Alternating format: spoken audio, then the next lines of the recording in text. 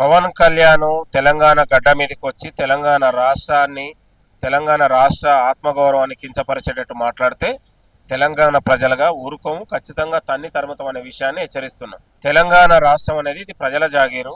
తెలంగాణ ప్రజలు 60 ఏళ్లుగా కొట్లాడి ఇవాళ తెలంగాణ కోసం 1200 మంది యువత బలిదానం చేసుకొని తెలంగాణ రాష్ట్రాన్ని సాధించుకున్నటువంటి రాష్ట్రం కాబట్టి ఇది తెలంగాణ ప్రజల జాగీరుగానే ఉంటుంది. ఇవాళ పక్క రాష్ట్రం తెలంగాణ రాష్ట్రాన్ని వ్యతిరేకించినోడు, తెలంగాణ రాష్ట్ర చరిత్రను అవమానించినోడు అతని జాగీర్ ఎట్లా అవుతుంది? ప్రజల జాగీరుగానే అవుతుంది. కాబట్టి పవన్ కళ్యాణ్ గారు మాట్లాడేటప్పుడు కాస్త ఒళ్ళు జాగ్రత్త పెట్టుకొని మాట్లాడాలని హెచ్చరిస్తా ఉన్నాం.